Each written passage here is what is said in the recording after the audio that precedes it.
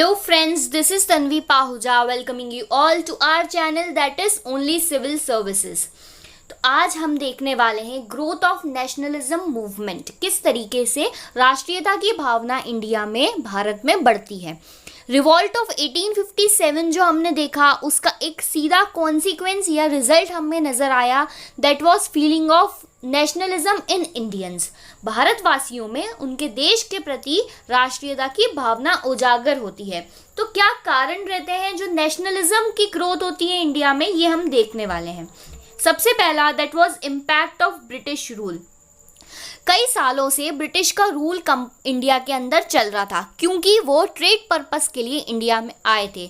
Later on उनका trade purpose जो trade intentions थे वो पॉलिटिकल इंटेंशंस में कन्वर्ट हो जाते हैं। उसके बाद वो इंडिया में कॉलोनियल रूल करना स्टार्ट करते हैं। तो इस बीच में इस टाइम पीरियड में जो उनकी रिएक्शनरी पॉलिसीज़ होती हैं, एक्सपेंशनिस्ट पॉलिसीज़ होती हैं, उसका क्या इफेक्ट पड़ता है इंडियंस पे, ये एक कारण है। उसके बाद contradictory Indian and colonial interest, अलग अलग इंटरेस्ट किन किन का, इंडियन और कॉलोनियल पावर, कॉलोनियल रूलर्स का जो इंटरेस्ट है वो कई जगह पर अलग हो जाता है। किस तरीके से हम देखते हैं, जैसे एक वर्ग था इंडिया की सोसाइटी का, एक हिस्सा था पीजेंट्स जो फार्मिंग करते थे। अब ये क्या करते थे, लार्ज एग्रीकल्चर फार्म्स में खेती बाड़ी करते थे, जिसका जो फ़ायदा है वो ब्रिटिश रूल ले जाते थे। उनको इतना ज़्यादा दिया जाता था रेवेन्यू कि पीजेंट्स जो है that were facing famines another year after year they were facing famines. Artisans जो है इनका काम बिल्कुल भी इंडिया में प्रमोट नहीं किया जाता था। हैंडीक्राफ्टमैन, दूसरी बात, इंडिया में फिनिश्ड गुड को ज़्यादा से ज़्यादा इंपोर्ट किया जा रहा था इंग्लैंड से, तो हैंडीक्राफ्ट्समैन भी बहुत बैकवर्डनेस फेस कर रहे थे। वर्कर्स, इनको ज़्यादा वेजेस नहीं दिए जाते थे। इंटेलेक्चुअल्स जो थे इंडिया के, वो अभी तक ऐसा सोचते थे कि ब्रिटिशर्स हमारी भलाई के लिए काम कर रहे हैं, ये हमारे इंटरेस्ट के लिए काम कर रहे हैं। पर 1857 के रिवॉल्ट के बाद वो समझ जाते हैं कि वो हमारी कंट्री को सिर्फ एक कॉलोनियल रूल यहाँ एस्टैब्लिश करना चाहते हैं। तो ये जो इंटरेस्ट जो था इंडिया का, इंडियंस का और कॉलोनियल पावर्स का, ये बहुत ही अलग था। तो ये एक फैक्टर होता है ग्रोथ ऑफ नेशनलिज्म का। उसके बाद पॉलिटिकल, एडमिनिस्ट्रेटिव और इकोनॉमिक यूनिफिकेशन ऑफ कंट्री। किस तरीके से ब्रिटिशर्स ने खुद हमारी कंट्री को पॉलिटिकली, एडमिनिस्ट्रेटिवली और इकोनॉमिकली यूनिफाई किया, ये हम देखते हैं। पॉलिटिकली हम देखते हैं कि कई साल पहले मुगल्स, मौर्यंस, इन लोगों ने भी इंडिया को यूनाइट किया था। लेकिन जो ब्रिटिश एम्पायर यहाँ इस बार एस्टैब्लिश हुआ था वो एक लार्ज एम्पायर था और इसका पावर जो था वो सेंट्रली एडमिनिस्टर होता था। इंडियन प्रोविंस जो थी वो डायरेक्ट कंट्रोल में थी ब्रिटिशर्स के। उसके बाद जो प्रिंसली स्टेट्स थे that were in indirect control. तो पॉलिटिकली यहाँ भारत देखने को मिलता है। भारत के अंदर अब राष्ट्रीयता भारत के लिए आ रही थी। पहले क्या होता था कि सब सिर्फ अपने अपने रीजन, अपने अपने स्टेट के लिए लड़ते थे। अब जो है उन्हें ये समझ में आता है कि हम एक हैं और ये देश जो है वो एक है। एडमिनिस्ट्रेशन में उनने क्या, सिविल सर्विसेज को इंट्रोड्यूस किया, जिसको एडमिनिस्टर कौन करता था, सेंट्रल अथॉरिटी। एक ही जुडिशरी, यूनिफाई किया जुडिशरी को, मतलब जो क्रिमिनल और सिविल लॉज थे उनको कोडिफाई करके एक सिंगल लॉ बना दिया पूरी कंट्री के लिए, मतलब इंडियन सब कॉन्टिनेंट के लिए। तो यहाँ से यूनिफिकेशन होता है। मॉडर्न मीन्स ऑफ ट्रांसपोर्ट और कम्युनिकेशन हमने देखा, डलहौजी ने किस तरीके से रेलवेज और इलेक्ट्रिक टेलीग्राफ्स इंडिया में इंट्रोड्यूस किए।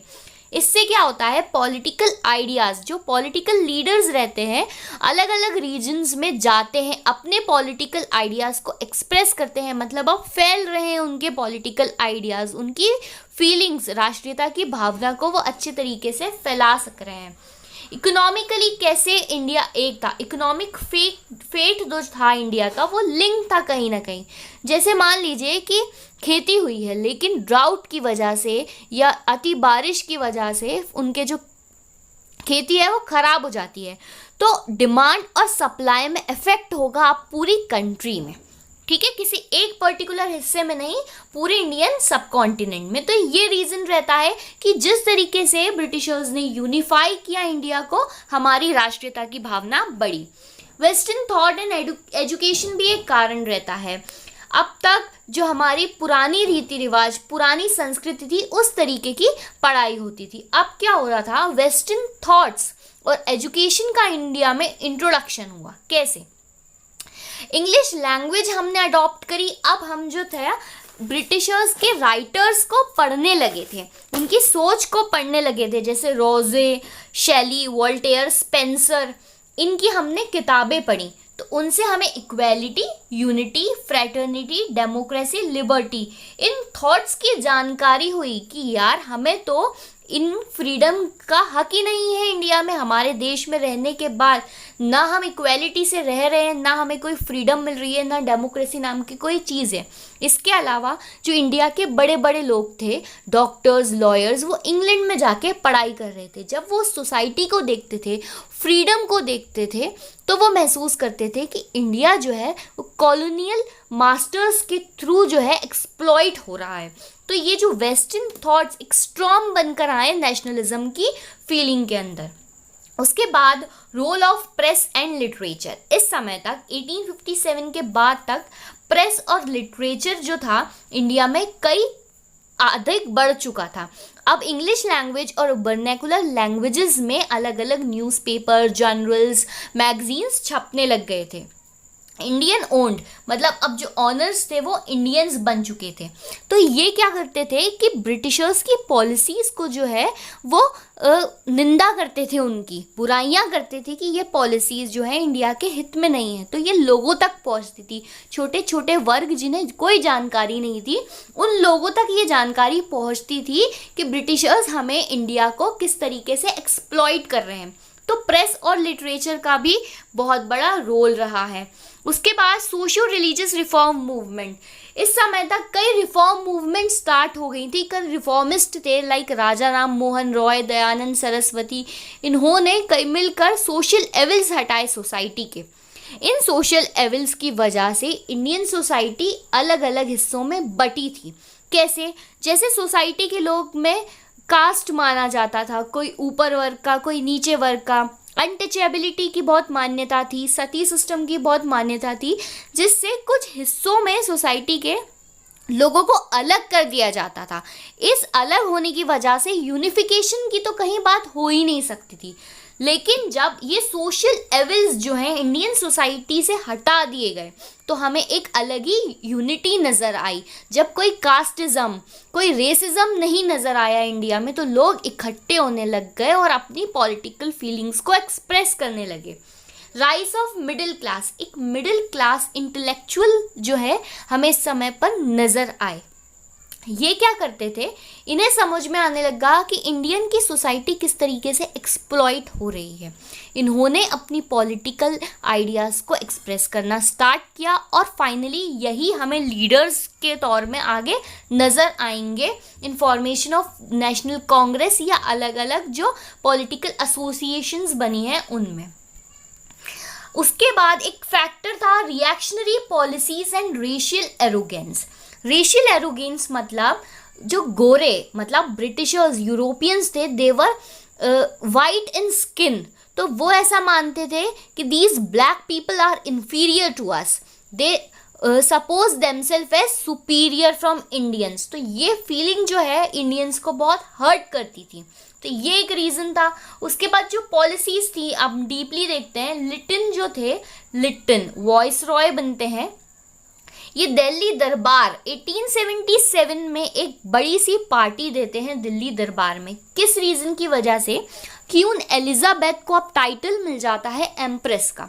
इस टाइम पर इंडिया में फेमाइन आता है, तो लोगों को ये समझ में आता है कि हम यहाँ भूखे मर रहे हैं और ये यहाँ पर जश्न मना रहे हैं, वहाँ पर पैसा उड़ा रहे हैं, जिसमें बहुत लार्ज सम उड़ाया जाता है। वर्नैकुलर प्रेस एक्ट, अब इसके तहत क्या होता है, इंडियंस को, इंडियन ओन न्यूज़पेपर्स को रोक लगाई दी जाती है कि आप क्रिटिसाइज नहीं कर सकते हैं ब्रिटिशर्स की पॉलिसीज़ को। तो ये कारण रहता है। उसके बाद आर्म्स एक्ट, आर्म्स एक्ट के अंदर no Indian could manufacture, sell, possess और कैरी एनी फायर आर्म्स। अब इंडियंस को अगर कोई गन कैरी करनी है या फायर आर्म कैरी करना है, खरीदना है, बेचना है, कुछ भी, तो उन्हें लाइसेंस की ज़रूरत पड़ेगी। हालांकि यूरोपियंस के लिए ऐसा कोई भी प्रोविज़न नहीं था। तो ये हर्ट करता है इंडियंस की फीलिंग को कि हम हमारे देश में स्वतंत्र नहीं हैं। उसके बाद रिपन की भी कुछ इस तरीके की पॉलिसीज़ होती हैं। हालांकि he was a good voice Roy, मतलब अच्छे काम किए हैं उन्होंने इंडिया में। ये इल्बर्ट बिल कंट्रोवर्सी थी इनके टाइम पर। ये एक इल्बर्ट बिल पास करते हैं जो अबॉलिश करता है जुडिशियल डिस्क्वालिफिकेशन को। मतलब अभी तक इंडियंस जो है वो सिविल सर्विसेज की हायर पोस्ट पे नहीं हो सकते। तो ये ओपन कर देते हैं कि इंडियंस को भी हायर जजेस बनाया जाए, सिविल सर्वेंट बनाया जाए। लेकिन जो यूरोपियन ऑफिशियल्स जो रहते हैं दूसरे, वो निंदा करते हैं इल्बर्ट बिल की और रोक लगाते हैं और फाइनली से पास नहीं होने देते। एजिटेशन करते हैं जिससे हम लोग भी सीखते हैं कि कैसे एजिटेट किया जाता है, विरोध किया जाता है किसी बिल का। उसके बाद कर्जन क्या हम देखेंगे, यूनिवर्सिटी एक्ट। यूनिवर्सिटी एक्ट क्या करता है, चेक करता है अलग अलग कॉलेज, अलग अलग एजुकेशन इंस्टीट्यूशन में, ताकि नेशनलिज्म की फीलिंग ना बढ़े इंडियंस के अंदर। उसके बाद पार्टीशन ऑफ बंगाल 1905 में ब्रिटिशर्स बंगाल को एडमिनिस्ट्रेटिव पर्पस के लिए पार्टीशन कर देते हैं। हालांकि ऐसा कोई भी पर्पस नहीं था उनका।